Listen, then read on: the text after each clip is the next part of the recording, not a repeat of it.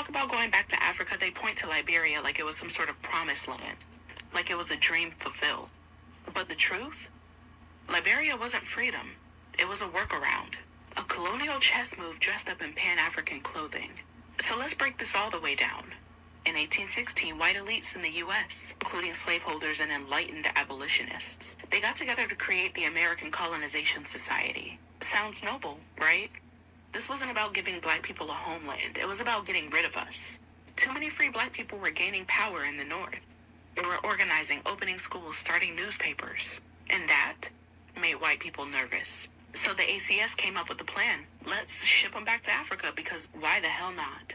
Never mind that most of us weren't even from there anymore. Never mind that the people that were living on that land didn't ask to be colonized, especially by strangers who spoke English and wore waistcoats. In 1822, with the support of the U.S. Navy, they purchased land on the West African coast.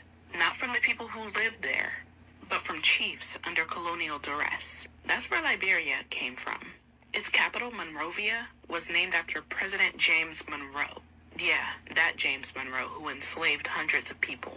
Tell me that don't sound like some settler mess. So the ACS starts shipping black people over there. Some free, some newly freed, on the condition that they would leave. And when they arrived, they didn't meet open arms. They met resistance because the indigenous communities were looking at them like, who are you? And why are you acting like colonizers? But here's where it gets really messy. Instead of finding unity, the black American settlers, later called Americo-Liberians, they created a caste system. They thought they were better. They formed a government based on U.S. structures. They banned indigenous languages from schools. They handed down laws to control the native population. It was internalized white supremacy, exported. And for over a century, they ran that land like it was their own private nation, controlling the economy, politics, and land, all while they were sitting at less than 10% of the population, and the U.S. backed it the entire time. So, do you know who finally broke that system? A man named Samuel Doe from the Kron ethnic group. In 1980, he led a coup, and that coup overthrew the Americo-Liberian president and executed most of his cabinet. But the decades that followed were marked by instability, coups, civil wars, and U.S. intervention again. Why? Because when you build a nation on hierarchy, on control, and on erasure, you don't get peace. You get resentment. And that resentment boils over. So no, Liberia wasn't our return home.